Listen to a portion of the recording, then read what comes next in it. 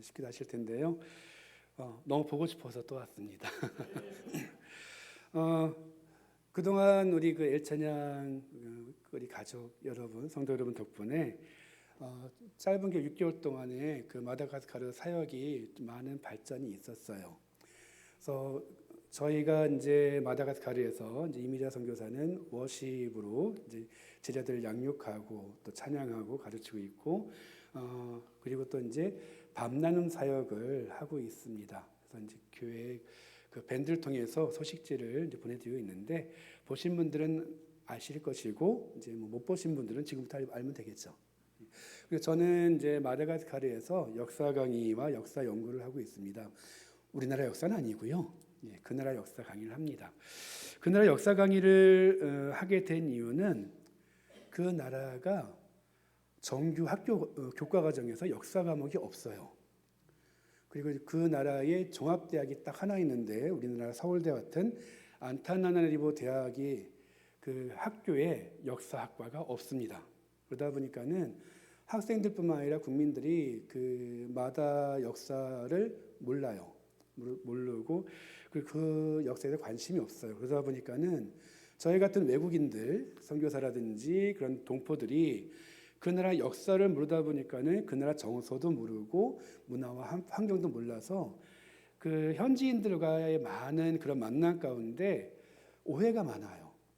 이해를 못하다 보니까는 이해가 이해를 더하면은 서로가 이제 인정이 되고 화목이 되는데, 이해가 안 되니까는 오해가 되고 오해가 되니까는 서로 미움이 싹트게 됩니다. 그래서 그걸 보다 보니까는 어떻게 역사 공부를 하게 되었어요. 그러다 보니까 이제 한국인으로서는 유일하게 마다 역사를 공부하는 사람이 돼서 작년 11월 달인가 한동대 대학생들 한 일주일간 역사와 문화 강좌를 했고요. 올 1월 달에는 서울대학교 인류학과 교수하고 그다음에 그 제자들이 오셔서 마다 인류학과 관련된 역사 강의를 또 하게 되었습니다.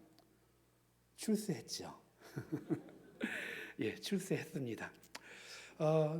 다 여러분들의 기도가 밑거름이 된 걸로 믿습니다.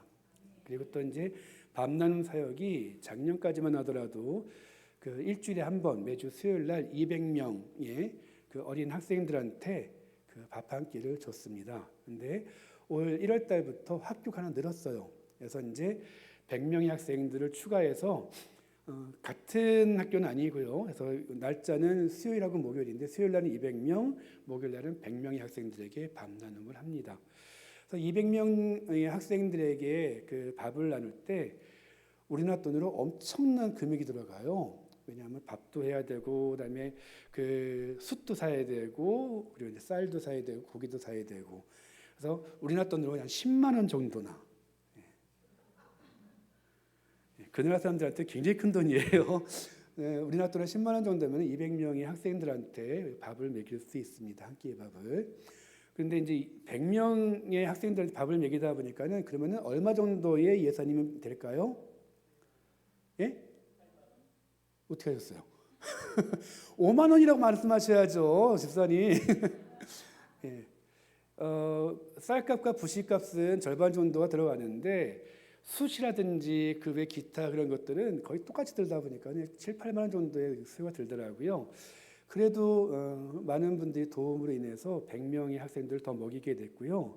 더 감사한 거는 이 사역이 하나님 보시기에 아름다웠는지 7월 달부터는 100명을 더 할 수 있게 된 것 같습니다. 그래서 7월 달부터는 수요일 날 200명, 목요일 날 200명 학생들한테 밥 나눔을 하게 되었고요. 마음 같아서는 매일 밥을 해주고 싶은데 그 나라가 저희 나라하고 좀 다른 점이 있어요. 우리는 하루에 몇 끼 먹죠? 거짓말하지 마시고요.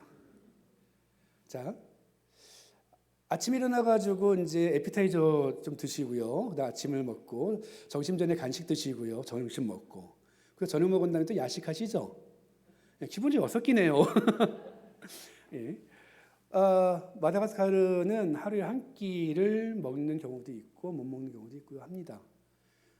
그러다 보니까는 그 부식류가 거의 뭐 야채를 볶아가지고 밥하고 그리고 이제 유일한 조미료는 소금이죠. 그래서 이제 짭짤하게 해가지고 밥을 먹습니다. 그러다 보니까는 유일하게 일주일에 한 번 고기 먹는 날이 있어요. 언제일까요?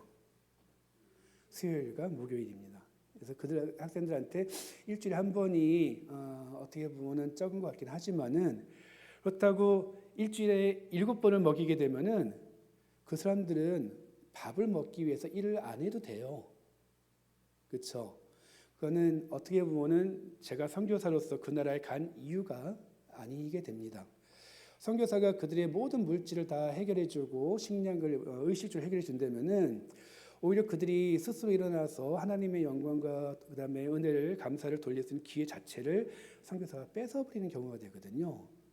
그래서 그들이 스스로 일어날 수 있고 스스로 자라날 수 있고 성장할 수 있는 기회를 주기 위해서는 그들 스스로가 뭔가를 할 수 있다는 그런 자부심을 갖게끔 해줘야 되는데 내가 살아있는 이유를 알게 해줘야 되는데 그래서 안타깝지만은 일주일에 한 번 식사하는 걸로 만족하고 있습니다.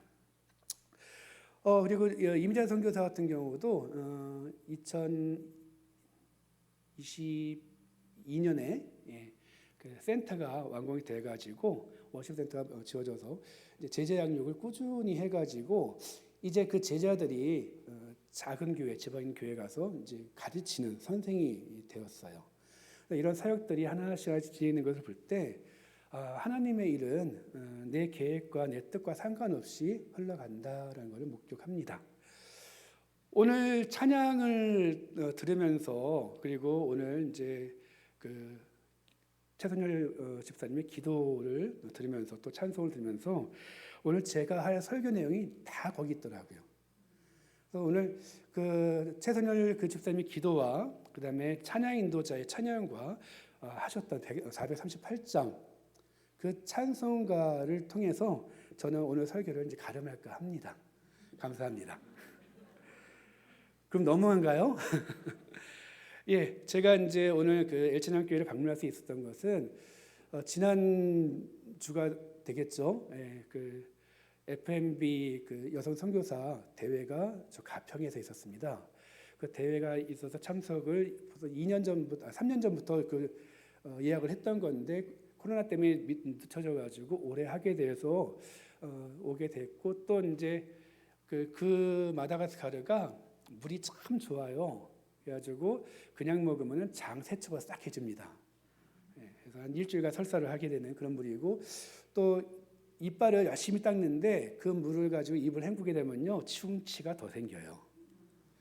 그래서 지금 잇몸이 다 망가져가지고 치과 치료를 하게 됐고 저도 지난번 와가지고 임플란트를 했는데 그 안에 그 뭐죠? 그 속에 있는 그 나사 같은 거 그건 박아놓고 있다가 1년 후에 원래는 이제 그 이빨을 이제 박아야 되는데 저희 그 부모님이 워낙에 좋은 그 잇몸을 주셔가지고 6개월 만에 임플란트를 마무리하게 되었습니다. 그리고 이제 오기 전에 이제 목 디스크가 좀 있었는데 한국 오기 바로 직전에 뭐 의료 대란이 일어났다 그래가지고 많이 걱정을 했어요. 그래서 역시 걱정은 걱정대로 의사 선생님이 안 계시더라고요. 그런데 의사가 안 하는 치료는 누가 하신다? 예. 원래 이쪽 어깨부터 해서 이 팔이 저려가지고 막 마비가 오고 이제 잠잘 때 잠을 못 잘 정도였는데 조금 이제 느낌에 그런 하나님이 치료했다라고 하는 그걸 좀 보여주려고 약간의 감각은 있는데 멀쩡합니다. 그래서 그 엄청난 돈의 그런 MRI를 안 찍어도 될 것 같고요. 그래서 겸사겸사 6개월 만에 또 오게 되었습니다. 또 덕분에 또 이제 저희 교회에서 같이 인연이 많았던 그 김용수 목사님을 또 가평에서 만나 뵙게 돼가지고 또 기쁨의 교제를 나눌 수 있게 되었어요. 오늘 그 말씀을 함께 나눴는데요. 그 말씀의 내용을 보니까는 이 주인공이 누구 같아요? 창세기 39장. 예, 요셉이죠. 제목에도 있잖아요. 요셉의 형통, 하나님의 형통. 그래서 오늘 그 요셉의 형통에 대해서 그리고 하나님의 형통에 대해서 함께 나눠보려고 합니다. 지난 10월에 왔을 때 제가 이 자리에 서서 여러분들과 함께 말씀을 나눈 적이 있어요. 기억하시리라고는 생각 안 합니다. 그래서 제가 말씀드릴게요. 아마 기억하실 수도 있어요. 제가 아마 고린도전서 13장 전체를 다 읽으면서 사랑에 대해서 이야기를 했습니다. 기억나시나요? 예. 그때 사랑이 무엇냐? 사랑의 정의, 사랑의 데피니션을 말씀드렸는데 그것도 기억나시나요? 예, 기억나실 거예요.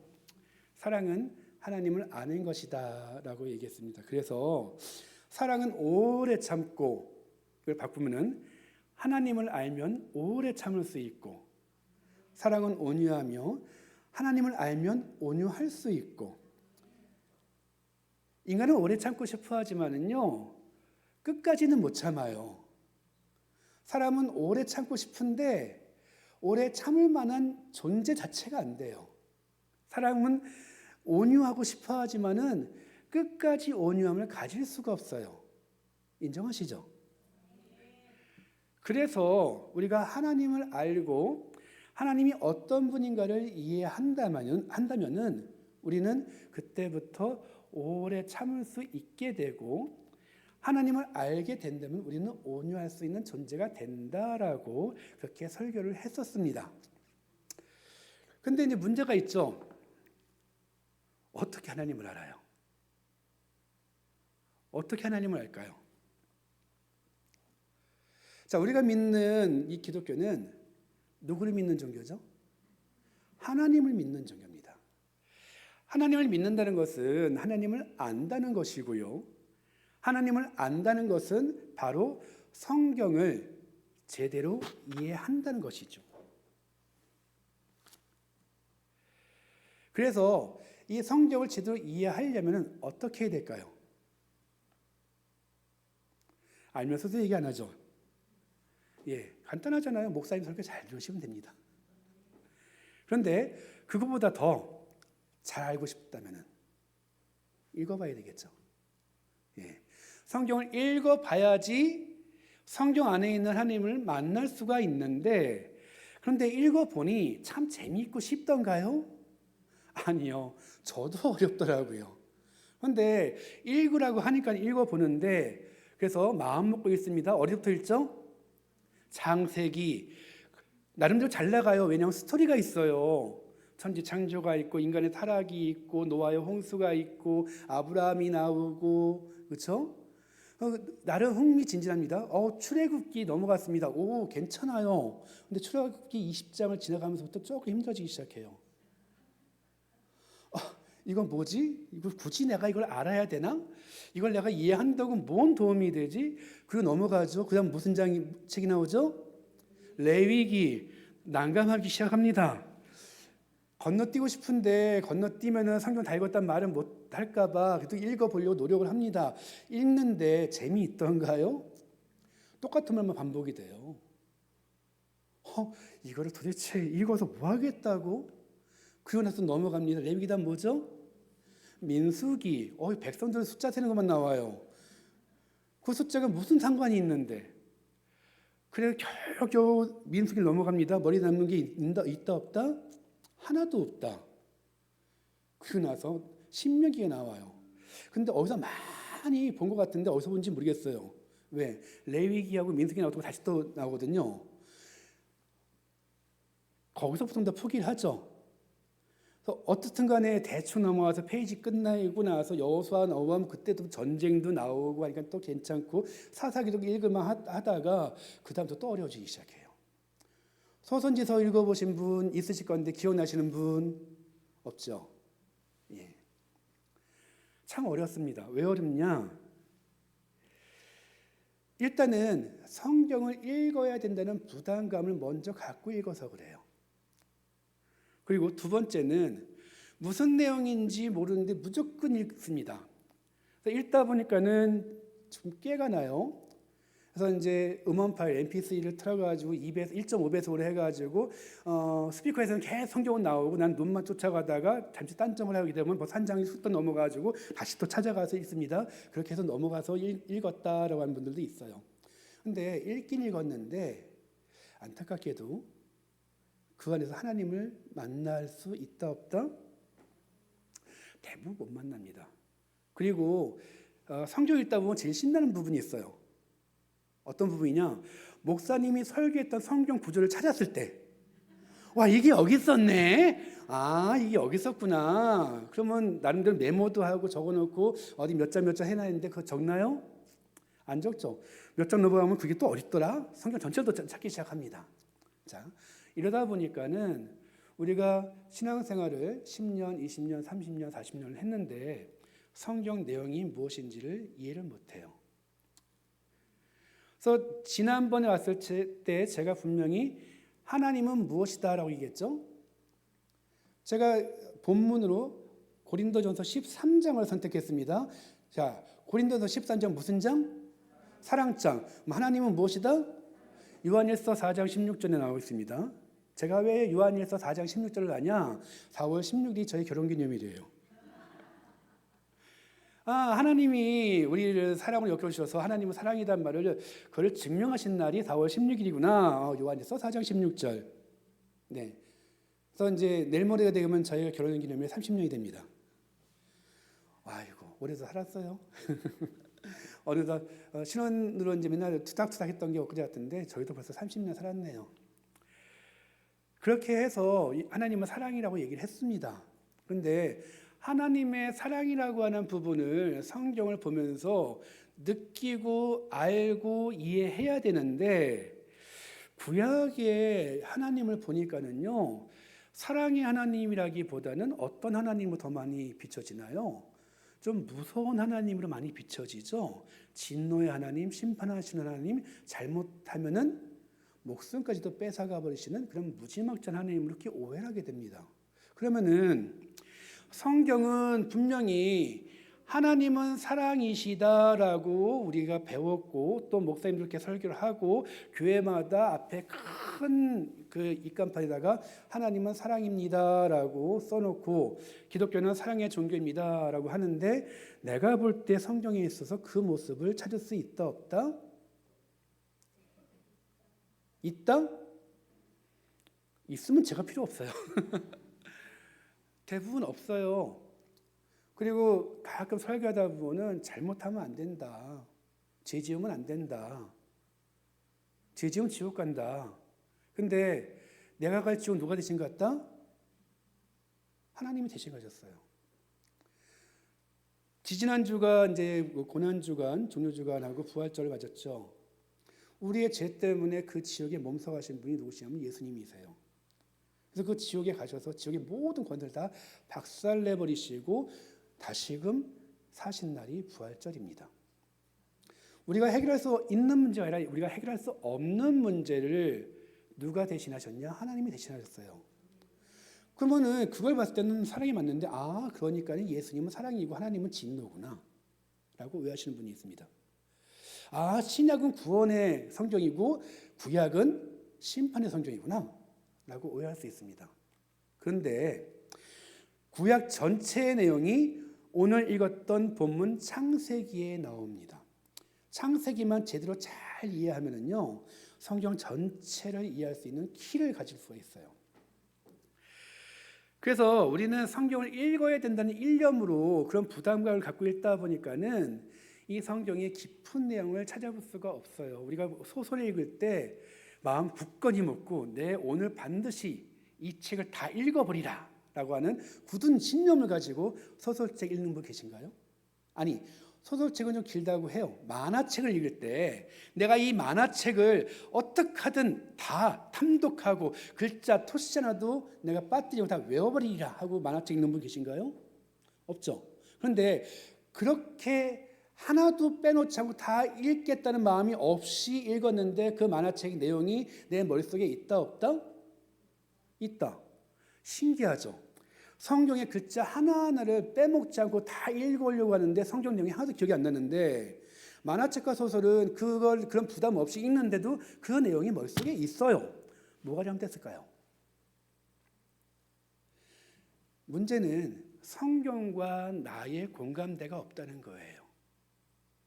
이 성경이 무슨 목적으로 무슨 이유로 왜 써졌는지를 모르고 그냥 읽어요. 그러다 보니까는 자 모세 오경, 창세기, 출애굽기, 레위기, 민수기, 신명기, 여호수아까지 넘어간다고 했을 때 모세가 기록적으로 역사적으로 봤을 때 AD 1500 BC 1500년 전 사람이에요. 꽤 멀죠. 지금이 몇 년도죠? 2024년. 그냥 잘라서 2000년. 거기다 플러스 1500년은 몇 년 전이에요? 3500년 전의 일이 지금 현재와 똑같은 상황에서 이해하려 하니 이해가 됩니까? 안 되죠. 그 글자 모세가 그거를 썼다고 하는데 아브라함과 모세의 그 기간이 700년이에요. 그리고 노아 홍수와 그 이전에는 더 먼 시간에 그 일들을 모세가 기록을 합니다. 왜 기록했을까요? 필요가 있어서 기록했겠죠. 하나님의 은혜에 대해서 하나님의 자손이라고 하는 그런 자부심에 대해서 내 백성 이스라엘, 그 당시 이스라엘이라고 하기보다는 히브리라고 많이 했는데 그 히브리 민족이 하나님에 대해서 알지 못하다 보니 히브리 백성에게 하나님에 대해서 알려야 되겠다. 그럼 그 당시 독자는 누굴까요? 지금 2024년을 사는 지금 우리일까요? 아니면은 약 3,500년 전에 살았던 그 히브리 민족이었을까요? 그렇죠. 그 개념 자체가 3,500년 전에 히브리 그 백성들을 향해서 쓰여진 책이고 그 백성들이 이 책을 읽었을 때에 이해가 됐다 안 됐다 됐을까요 안 됐을까요? 됐겠죠. 왜? 그 시대와 같은 이야기를 썼기 때문에. 우리는 그거를 염두에 두지 않고 있다 보니까는 레위기, 민수기, 신명기가 이해가 안 됩니다. 왜 민수기가 중요하냐면은 출애굽을 하기 위해서 이스라엘 백성은 애굽으로 들어가야만 됐어요. 그게 언제였냐면은 야곱의 때였어요. 먼저 들어간 게 누구였냐면 오늘의 주인공 요셉이었어요. 요셉이 애굽의 총리로 들어가면서부터 출애굽의 이야기의 시초가 발단이 됩니다. 그렇죠? 근데 그 야곱과 요셉이 들어가기 전에 하나님이 그들에게 약속한 게 있어요. 누구한테? 아브라함한테 약속한 게 있어요. 가나안 땅으로 그 땅을 약속의 땅을 지어주시면서 너희 백성이 너희가 지금 한 부족 들어간 게 70명이에요. 그 70명의 부족이 얼만큼 많은 숫자가 될 것이냐? 하늘의 모압같이 그리고 바다 그 모래같이 셀 수 있다 없다? 엄청난 그런 백성의 수가 늘어났다는 것을 그 실제적으로 보여준 것이 민수기예요. 그래서 그 숫자가 기록이 된 거예요. 자, 이제 이해가 되시겠어요? 그리고 레위기하고 신명기에 보니까요 제사법이 나와요. 와, 딱 보니까 숨이 턱 막혀요. 뭐 요제, 거제, 무슨 화목제, 뭐 속건제, 속제제, 번제. 근데 이 제사법을 왜 썼냐? 그걸 이해하면은요 굉장히 쉬워요. 자, 세상의 모든 종교, 모든 신들이 다 모였던 것이 어디냐면 애굽이었어요. 근데 이 신들마다 제사법이 틀렸어요. 제사 날짜도 틀렸어요. 그러다 보니까는 이 많은 제사법을 다 외워야만 됐어요. 이 애굽의 백성들은. 그리고 애굽의 제사장들은 곳곳마다 산당인과 그다음에 신전에 가서 끊임없이 제사를 드리는데 끊임없는 노력과 노동과 봉사를 해야만 됐고요. 수많은 제물을 바쳐야만 됐어요. 근데 거기에 비해서 이 레위기에 나와 있는 제사법은요. 이건 제사도 아니요. 이거는 너무너무 간단한 거예요. 너무너무 간단하고 너무너무 쉬운 거예요. 그래서 하나님이 너에게 하게 하는 요청하는 이 제사법은 네가 하는 그 모든 고통과 고생과 노력과 헌신이 아니라 기쁨과 즐거움으로 드려라라고 하는 의미에서 이 레위기의 제사법이 나오기 시작한 겁니다. 그런데 지금 현재 우리를 사는 우리는 이것마저도 힘들죠. 아마 여기 교회 안 나오시는 분들은 일주일에 한 번 교회에 나오라고 하는 것도 힘들 거예요. 왜? 나가 놀아야 되는데 노는 날인데 라고 하면서. 이유가 뭘까요? 세대가 달라요. 그리고 그들에게는 아직 하나님의 그런 아름다운 하나님의 사랑을 맛본 적이 없기 때문에 그렇습니다. 자, 우리가 주일날 교회에 나와서 오전 예배, 오후 예배 이렇게까지 나와주셔서 너무 감사합니다. 이 예배를 드리는 이유는 누가 억지로 목에 밧줄 메고 끌고 왔다, 아니면 자원하는 마음으로 왔다? 자원하는 마음으로 왔죠.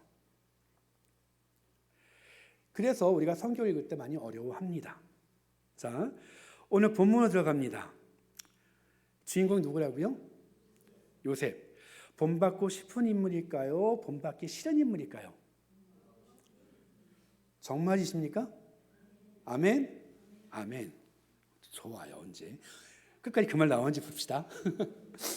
자, 우리가 이 요셉이라고 하는 인물을 참 많이 좋아합니다. 그래서 자녀들 이름 가운데 요셉이라고 이름 지은 자녀들이 참 많아요. 그죠? 그래서 이제 외국 애들도 이 요셉이라고 하는 조제프라든지 조셉이라든지 요셉 다 요셉입니다.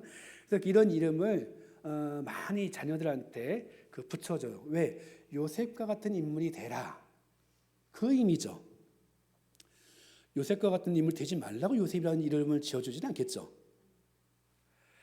그러면은 그래서 이제 이런 이름 가운데 요셉도 있고 또 많이 짓는 이름이 뭔가요? 뭐 사무엘도 있고 한나도 있고 여자들 같은 경우 한나, 마리아 뭐 이제 이렇게 합니다.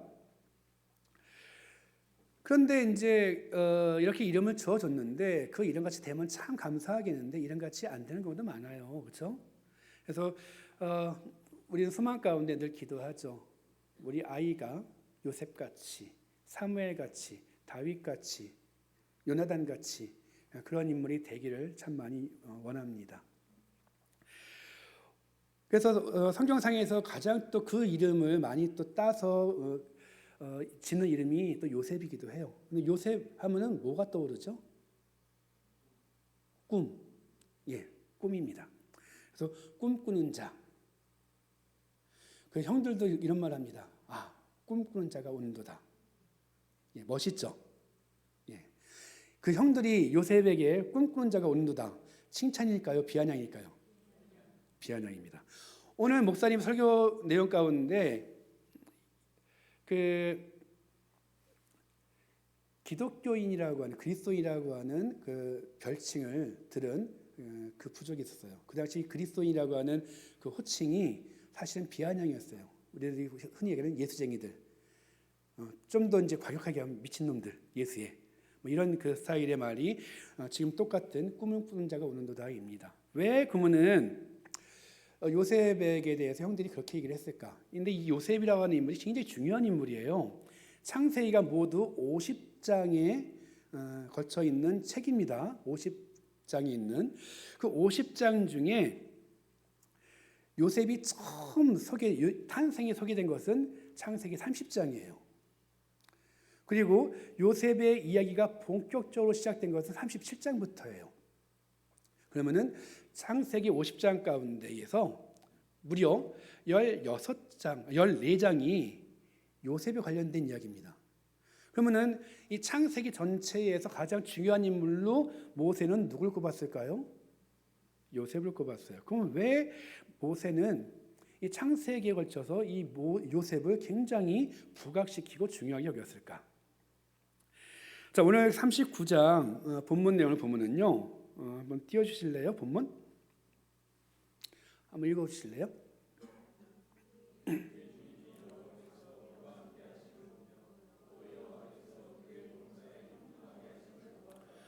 예, 그의 범사에 뭐라는 걸 봤다고요? 예, 오늘의 제목이기도 하죠. 자, 39장의 시작은요. 요셉의 형들이 요셉을 노예 상인들한테 팔아가지고 그 가나안 땅에서 애굽까지 끌려가요. 그리고는 바로의 친위 대장인 보디발 장군의 집에 노예로 팔리게 됩니다. 자, 이 요셉이라고 하는 인물은요, 집안에서 가장 사랑받던 존재예요. 그래서 아버지조차도 함부로 하지 못하는 그런 존재가 됐어요. 옷도 가장 좋고 예쁜 옷을 입었고요. 그러다 보니까는 형들에게 있어 시기와 질투의 대상입니다. 왜 시기와 질투의 대상이 되느냐? 시기와 질투의 대상이 될 만큼 그 짓을 했어요. 37장을 나중에 한번 읽어보시면은 그 큰엄마, 그 다음에 이제 그 작은 엄마들 둘이 더 있죠. 자기 엄마는 이제 동생을 낳다 죽었으니까는 세 명의 엄마들과 형들의 잘못한 것을 그대로 아버지한테 고자질을 합니다. 이 형들과 이 세 엄마들이 요셉을 참 미워했을 거예요. 뭔가 트집 잡을 일만 있으면 쭉 달려서 아빠한테 일러버리고 혼나게 하니까는 그런 과정 가운데 이 요셉은 자라납니다. 쉽게 얘기하면 싸가지 없는 놈이었죠. 그런데 그래서 그 결과로 형들로부터 살해의 위협을 받고요. 이렇게 노예 상인의 팔리움까지 받고 노예로 전락이 돼요. 가장 그 엄친아로 있으면서 가장 좋은 것을 다 누리고 살던 그 요셉이 가장 밑바닥 중에 밑바닥인 노예로 전락이 됩니다. 그런 상황에서 3절에 그 주인이 누굴까요? 보디발 장군이 요셉을 보니까는 그가 모든 일에 하나님 여호와가 함께하는 것을 보고 범사에 형통하게 하는 것을 봤다는 거예요. 누가 봤다? 보디발 장군이. 무엇을 봤다? 누구를 통해서? 하나님을 통해서. 자, 형통이라고 하는 것에 대해서, 자, 형통이 어떤 거죠? 모든 일이 술술 풀리는 것, 그죠? 내가 가는 그 길에 걸림돌이 하나도 없이 쫙 펼쳐져 있는 것, 무엇을 하든지 다 성공하는 것, 출세하는 것, 우리는 그걸 보통 형통이라고 하는데 잘 생각해 보세요. 지금 요셉이라고 하는 인물을 이야기할 때 그 형통의 모습이 보이나요? 보디발 장군이 봤을 때에 요셉을 보니까는 그가 그 옆에는 늘 하나님이 여호와가 함께 하시고 그 범사가 형통하다고 하는데 요셉에게 있어서 형통함이란 것은 어떤 의미가 있을까요? 노예에서 해방되는 게 먼저 형통함이겠죠. 그리고 고향으로 돌아가는 게 형통함이겠죠. 아버지의 사랑을 다시 받는 게 형통함이겠죠. 그런데 지금 보니까는 요셉은 지금 어떤 상황이죠? 여전히 노예입니다. 무엇이 형통이죠? 오늘 본문 39장 맨 마지막 절 23절인데요. 한번 찾아서 읽어주시겠어요? 안수장은 그의 손에 맡긴 것을 무엇이든지 살펴보지 아니하였으니 이는 여호와께서 요셉과 함께 하심이라. 여호와께서 그를 범사에 형통하게 하셨더라. 예, 여기 또 형통함이 나와요. 39장 초입에 형통함이 나오고 39장 마지막에 또 형통함이 나와요. 자, 이때는 또 상황이 바뀌었어요. 이때는 보디발의 아내에게 모함을 받고 누명을 써서 감옥에 갇힙니다. 근데 이 친위대장 집안에 있는 이 감옥은요, 일반 감옥이 아니에요. 어떤 감옥이냐? 쉽게 얘기하면 정치범 수용소예요. 국가의 반역죄를 졌든지 큰 죄를 지은 사람이 들어가는 감옥이 이 친위대장 보디발 집에 있는 감옥입니다. 이 감옥은요, 한 번 들어가면 살아나올 수 있는 가능성이 거의 없는 감옥이에요. 근데 그 감옥에 갇히게 돼요. 근데 뭐라고 나오냐? 이는 여호와께서 요셉과 함께 하심이라 여호와께서 그를 범사에 형통하게 하셨더라. 자, 감옥에 갇힌 이 요셉, 억울한 누명을 쓰고 모함을 받아서 들어갔습니다. 그러면은 여기 감옥 안에 있는 요셉에게 있어 형통함은 어떤 것이 형통함일까요? 일단 누명을 벗고 감옥에 나오는 것이 형통함이 되겠죠. 그런데 지금 이 요셉에 있어서 그 모든 형편 가운데서 형통함이라는 것을 찾아볼 수가 없어요. 근데 여호와께서 그를 범사에 뭐하게 하셨다? 도대체 뭐가 형통이죠? 성경은 도대체 이 형통이라는 단어를 알고 썼을까요? 아니면 모르고 썼을까요? 모르고 썼다면 성경이 아닐 건데, 그러면 알고 썼다고 한다면은 과연 무엇이 형통일까요? 여러분들은 형통을 어떻게 생각하십니까? 그러면 하나님 뜻대로 이제 노예로 팔리게 하고 감옥에 갇히는 것이 하나님 뜻일까요? 그것도 하나님 뜻이라고요? 그러면은 이제 그런 일을 당해도 늘 이제 감사와 찬송이 넘쳐나야 되겠죠. 근데 이 과정 가운데 39장 전체에서 요셉이 찬양했다는 말이 나오던가요? 아직 들읽어봐서 모르겠죠? 없어요. 39장 전체에 요셉이 그 형통함을 입어서 하나님께 찬양하고 찬미하고 기쁨으로 기도하고 박수쳤다는 말, 그 글 찾아주시면 저한테 알려주세요. 전하지 못 찾았거든요. 그러면은 요셉도 모르는 그 형통함이니 왜 다른 사람들이 형통함이라고 그러고 하나님이 형통함이라 할까요? 도대체 무슨 말일까? 여러분들은 지금까지 요셉의 모든 일이 형통했다라고 하는 말을 듣고 생각하기를 하나님이 그렇게 형통하게 했으니까 잘 될 거다. 잘 되었나요? 안 보여요. 그런데 형통했대요. 조금 시선을 넓혀보겠습니다.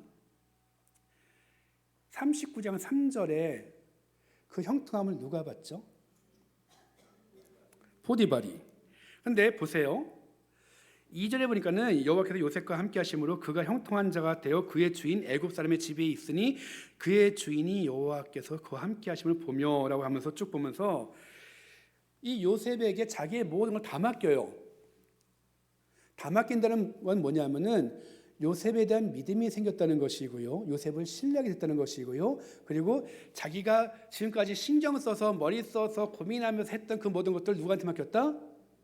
그럼 여기서 가장 편하고 그리고 가장 많은 은혜 받은 건 누구다? 보디발 장군.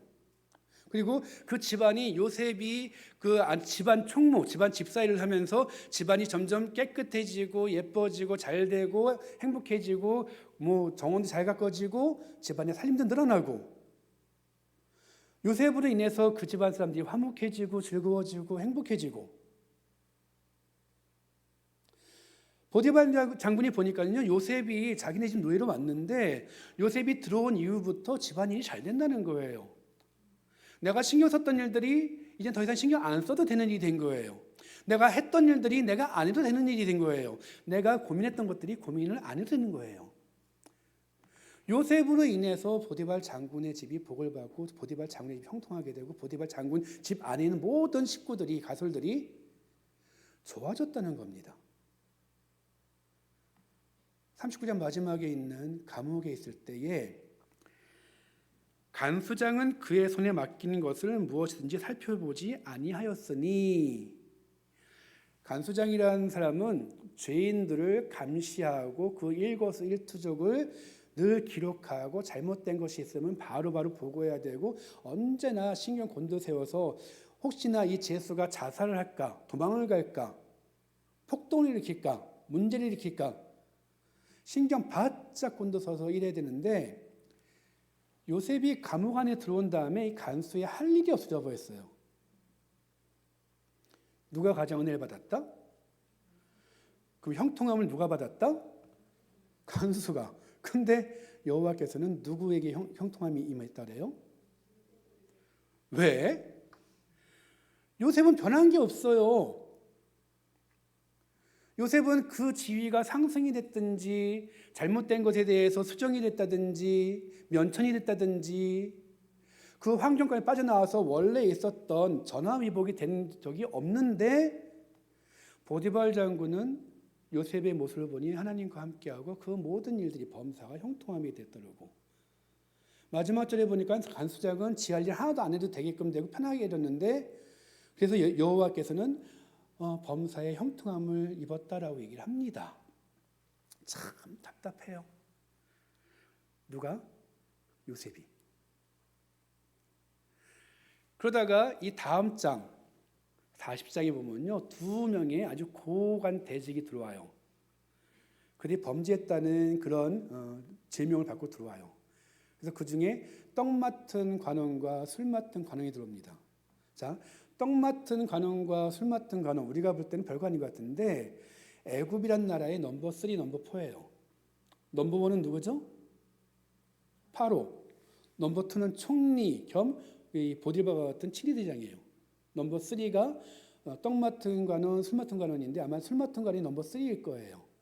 그래서 떡 맡은 관원, 그러니까 식사를 제공하는 그 관원이 넘버 4입니다. 그러니까는 가장 높은 직급에 있는 사람 가운데 누군 죽고 누군 살죠? 넘버 3 술 맡은 관원은 살고 넘버 4는 죽죠. 그래서 이 요셉은 자기의 딱 판단에 넘버 3한테 나의 사정을 얘기하면은 나는 살 것 같다라고 해서 딱 달라붙어가지고 빨대를 딱 뽑아버립니다. 그리고 당신이 이것을 나가거든 나를 기억해서 나의 그런 무고함을 말해달라 합니다. 그랬더니 스마트 관원이 그래 그러면 만약에 내가 살아남으면 그렇게 하겠다 하고 나서 감옥에 벗어난 순간에 어떻게 됐다? 완전히 싹 잊어버렸어요.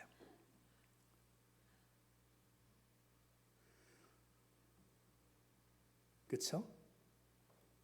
자, 요셉은 여전히 자기의 살 길을 찾으려고 노력을 했는데 여전히 요셉은 하나님을 의지하지 않았어요.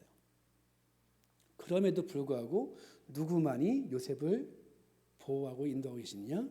하나님이. 근데 이상해요. 형통해야 되잖아요. 형통해야 되잖아. 형통해야 되는 형통의 모습이 안 보여요. 자, 보세요. 보디발 장군이 요셉의 그 모든 모습, 행동을 보니까는 여호와가 함께 하셔요. 그래서 그를 만사의 형통함을 보게 됩니다. 그런데 모함을 받았어요. 누구한테 모함을 받았냐? 자기 와이프가 모함을 합니다. 그러니 어쩔 수 없이 감옥에 보내긴 해요. 간수한테 저런 놈은 쳐 죽일 놈이니까는 가만히 두면 안 되고 감옥에 있으면서 모질게 대해라라고 했을까요? 아니면은 잘 대해주라 했을까요? 잘 대해주라 했겠죠. 왜? 그가 늘 하는 일이 그가 했던 그 모든 일 가운데 보디발 장군의 집안이 다 잘 됐으니까요. 그리고 그 안에서 그가 여호와와 함께함을 받기 때문에 인정을 받은 상태에서 감옥에 들어갑니다. 그래서 간수장도 요셉을 하는 것을 보니까 너무너무 잘해요. 쟤는 범죄할 일이 없는 애라는 것을 인정을 합니다. 그러니 모든 걸 다 맡기죠. 애굽의 넘버 3, 넘버 4가 들어왔을 때 누구한테 그 시중을 맡기냐면 요셉한테 맡겨요. 왜? 가장 믿음하는 사람이었으니까는. 그래서 이 술 맡은 관원장이 어느 날 문득 바로가 이상한 괴기한 꿈을 꿨을 때 누굴 생각하느냐? 요셉을 생각합니다. 그 일이 진행되기 위해서 하나님이 그 주변 사람들을 형통하게 하신 거예요. 우리가 성경을 바라볼 때에 요셉의 형통함 해가지고 내 하는 일이 잘 되고 내 하는 일이 성공 가도를 달리고 내 하는 어느 것도 거침돌 없이 나가는 것이 형통이라고 생각하시면은 성경을 오해하고 있습니다. 요셉의 형통함을 통해서 가장 많은 혜택을 받는 것이 내가 아니고 요셉이 아니고 요셉의 주변 사람들이 먼저 잘 되는 거예요.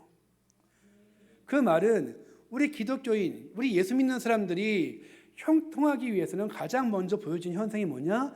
나를 통해서 내 주변의 이웃들, 나와 관계있는 사람들이 잘 되어지는 모습을 보는 것이 하나님이 원하시는 형통의 첫 번째 모습을 본다는 것입니다.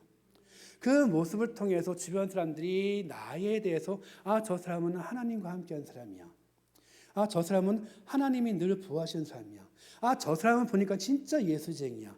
저 사람 보니까 예수에서 너무너무 행복한 사람이구나라는 것을 인정받는 것이 먼저라는 겁니다. 자, 우리는 요셉 같은 사람이 되기를 원해서 그런 사람이 되고 싶어하는 마음에 내 자식은 그 이름을 요셉으로 졌습니다. 그런데 요셉의 무엇을 보고 요셉이라는 이름을 졌느냐? 총리 대신. 거의 그렇죠. 총리 대신이 출세가도의 가장 아름다운 길이라고 생각하고 그가 하나님으로부터 쓰임받아서 애굽의 제1가는 바로 밑에 총리 대신이 돼서 그 자기 백성들, 자기 형제들, 자기 아버지를 살리고 이스라엘의 민족을 다시 출애굽해서 가나안 땅에 들어가게 하는 그 가장 중요한 임무를 맺은 그 요셉과 같은 사람이 되고자 아마 요셉이라는 이름을 졌을 거예요. 그런데 만약 그렇게 된다면요, 요셉은 집안에서 가장 꼴통이 돼요. 아나무인이 되고요, 형제 자매 상하 좌우도 없고요, 저만 알고요, 이간질하고요, 고자질하고요, 온갖 가족들의 미움을 다 받아야 됩니다. 여러분들이 만약에 혹시나 요셉이라고 하는 자녀가 있다면은 그 자녀가 집안의 속을 지지게 썩여도 아멘 하셔야 됩니다. 그리고 만약에 앞으로 또 뭐 손자든 누구든 간에 그 아들이 낳는데 이러면 요셉으로 지을 거라 생각하면 그거 생각하시고 저놈은 분명히 자라나면서 말 지지도 안 듣고 사고 나서 다치고 지 형제들한테 죽임을 당할 정도의 미움을 받고 자라라. 그리고 나중에 하나님 앞에 크게 쓰임 받아라. 그런 마음을 가지고 요셉이라고 하는 이름을 지어주시기 바랍니다. 자, 우리는 창세기 39장 요셉의 그 이야기를 보면서요, 무엇을 알아야 되냐면요, 우리가 바라보는 형통이라고 하는 개념에 있어서 너무 나 중심의, 우리 중심의 생각을 벗어나야 된다는 겁니다. 교회가 세워진 곳 그 주변에는요, 그 주변의 모든 가게들, 모든 가정들이 행복해지고 잘 되어지는 것이 정상입니다. 내가 예수 믿는 사람이라서 직장에 가면요, 나로 인해서 그 직장의 환경 가운데 나에게 오는 어려움은 동일하지만은 내가 있음으로 인해서 주변 사람들이 행복해진다면은 그것은 하나님의 일하심의 시작입니다. 오늘 마지막 찬양이 시선이었는데요. 내게로부터 눈을 들어 주를 보기 시작할 때 그때 주님이 일을 하신다고 했습니다. 요셉은 하나님이 요셉을 통해서 형통하게 하시는데도 요셉은 깨닫지 못했어요. 그런데도 요셉은 형통을 받습니다. 요셉에게 있어가지고 요셉 자신에게 있어서 가장 형통한 삶은요, 아마 노예로 팔려오기 직전이었을 거예요. 왜? 자기 마음대로 누릴 수 있는 건 마음대로 누리고 마음껏 살았으니까는. 어느 누구도 구애받지 않고 살았으니까는. 그런데 그 결과가 뭐죠? 형제로부터 미움받고, 엄마로부터 미움받고, 형제로부터 살해의 위협을 받고, 노예로 팔리우고. 자, 요셉이 생각하는 형통에 대해서 그 결과는 주변 사람들의 괴로움이었어요. 주변 사람들의 힘듦이었어요. 그래서 주변 사람들도 미움받아가지고 따돌림을 당하는 거였어요. 그게 요셉의 형통이었습니다. 그런데 하나님이 바라보실 형통을 바라보니까는요, 내 형편은 변한 것이 없는데 나로 인해서 주변 사람들이 행복해합니다. 나의 환경은 변한 것이 없는데 나로 인해서 주변 사람들이 나를 칭찬합니다. 나한테는 뭔가 바뀐 것이 없는 것 같은데 사람들이 나를 믿어줍니다. 나를 인정해줍니다. 나를 사랑해줍니다. 그 결과 요셉이 자기의 꿈의 마지막인 총리 대신이 되고 그 꿈의 마지막인 자기 형제들과 아버지마저도 그 가족 모두가 요셉에게 절하는 그 결과를 맞이하게 됩니다. 하나님의 형통은요, 나만을 위한 형통이 아니라 나를 통해서 우리 모두가 잘 되어가는 그 모습을 형통이라고 바라보시는 겁니다. 하나님의 사랑은요, 하나님이 지으신 모든 사람들, 그 모든 사람들 가슴 안에 하나님의 형상이 콕콕 박혀있기 때문에 그 형상을 다시금 들춰내서 하나님의 모습을 보이시는 것, 그것이 하나님이 우리에게 원하시는 겁니다. 그래서 나를 사랑하사 나만 잘되게 하신 것이 아니라 나를 사랑하사 나를 통해서 하나님의 아직까지 버려진 자녀들, 잃어버린 자녀들을 찾아서 다시 돌아오게 하는 것, 그게 하나님의 사랑이고 하나님의 형통이라고 것입니다. 자, 우리가 기도하실 때에 어떨 때 보면은 참 안 되는 경우가 참 많이 있을 거예요. 그 안 되는 경우들마다 낙심하고 낙담하고 하나님 나를 버린 것 같아. 하나님은 나랑 상관이 없는 것 같아. 하나님은 나보다 다른 사람, 어떻게 보면 원수 같은 저 사람을 더 사랑하시는 것 같아 라는 마음이 들 때가 있습니다. 그럼에도 하나님은 나를 통해서 일을 하십니다. 요셉이 자기 환경이 변하지 않았어도, 여전히 노예 신분을 벗어나지 못했어도, 여전히 감옥 안에 갇혀 있었어도 하나님이 그를 형통하게 하셔서 결국 요셉이 꾸었던 그 꿈을 이루게 하시는 그 모습 가운데서 우리 성도님들은 하나님의 그 모습을 바라보시기 바랍니다. 나로 하여금 나를 통해서 내 주변의 모든 사람들이 행복하고 즐거운 누림이 가득하도록 그렇게 축복의 통로로 내 역할을 하나님이 사용하셨다면 그보다 더 큰 기쁨이 없을 겁니다. 그래서 우리가 모두가 그런 형통을 달라고 기도하셔야 됩니다. 그래서 하나님으로 인해서 내 주변에 있는 모든 사람들로부터 사랑받는 우리 엘찬양 성도 여러분, 우리 가족 여러분들이 되시기를 간절히 축원드립니다. 기도하겠습니다. 할렐루야. 주님 감사합니다. 어느 환경이든지 간에 나의 환경은 늘 변함이 없습니다. 어느 곳에 있든지 간에 내 사는 그 모습에서 변화는 보이지 않습니다. 그러나 주님, 나를 형통하게 하사 나로 인해서 주변의 모든 사람들이 하나님을 보게 하시고 나로 인해서 하나님의 모습 가운데 있는 행복과 즐거움을 누릴 수 있도록 아버지 인도해 주옵소서.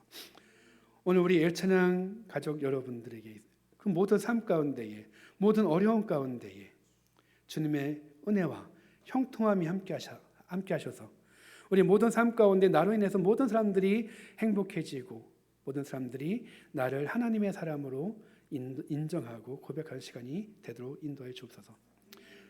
감사하며 모든 말씀 우리 주 예수님 이름으로 기도했습니다.